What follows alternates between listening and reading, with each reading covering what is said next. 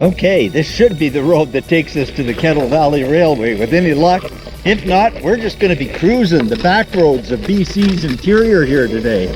Howard just doesn't just bike, he also clears the path. They're so cute. Are you hoping we might have some food for you? Well, it's about time. Wow, we bought these bikes about 3 years ago, a little short of 3 years.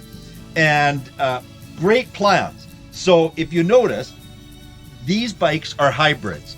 So Coral and I have had mountain bikes and we've had road bikes. We used to do 100-kilometer and 100-mile events and wanted to get back into cycling, but really didn't want to be on the pavement anymore. So we got these hybrids. And if you look at the traction pattern on them, they're halfway between a mountain bike and a highway bike. So with these tires fully inflated up to 75 pounds, you pretty much ride on that center strip. So there's very little rolling resistance. A little bit of sketchy sand here and there, but these tires are handling it well. And so that's wonderful for when you hit those pavement stretches, but yet there's enough traction here and you can drop these down to about 40 pounds safely. Incidentally, they're a tubeless tire, which is far better for low pressure situations, and but good traction. So what are we doing today? Well, we're heading for the Kettle Valley Railroad bed. It's as good a place to start cycling as any other after about 3 years, wouldn't you say? Because here's the thing about a railroad bed. No grades over 2.2% on this. The Kettle Valley Railway, yes, very, very historic. 1915, it was part of the CPR railway system, and it ran through this part of BC. Would you believe that part of the motivation of the Canadian government and the CP Railway was that by putting in this railroad for the convenience, or should we say the necessity, of residents through this area of BC was in part a bid to keep the United States of America from annexing British Columbia. I didn't even know that was a thing. Hey, I could be living in the United States of America had history taken a hard left turn or a hard right turn, something like that. Enough of the history, enough about the bikes. Let's get these legs going. Today is not about the 8 fingers and the 2 thumbs at 82 Maple. It's about the legs powering up. Well, not much of a grade, but we're gonna get them moving.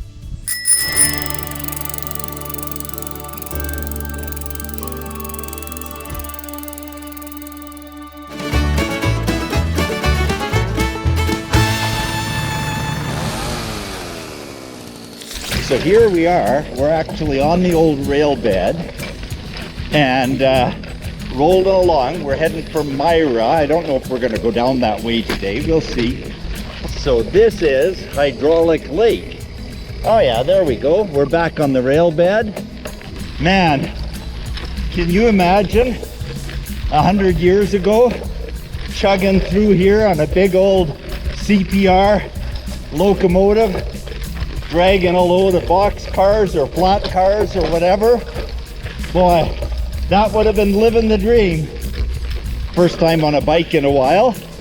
And hey, we just met some folks that are on a 3-day, 3-night bicycle trip. And the fellow that I've got the picture of here, he spent 2.5 months with this setup. Love his bag setup and everything he's done with that. Pretty cool. Yeah, I'm getting excited. Coral and I would love to do a couple of overnighters out here. But first, I have to master the gear changes on this new bicycle. So we go to the road here because the actual rail bed is flooded just ahead, so we have to take a little bit of a detour here. I would say this flat looking one here. Yeah, it looks like old rail bed.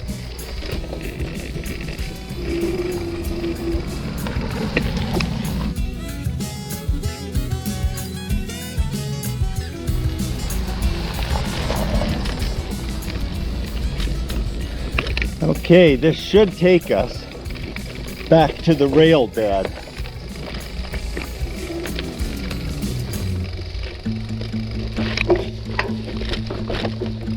Yeah, so here we are in the Myra Canyon Park. We're just rolling through the parking lot. You can get in here from East Kelowna, and but clearly this is cycling country.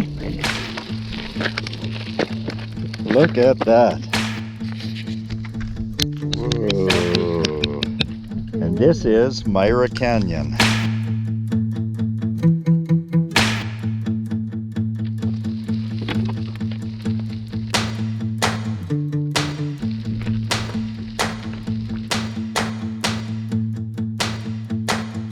Wow, can you imagine blasting through this in 1903, 1904, and 1905 as they were punching this in? Hey, little chipmunk.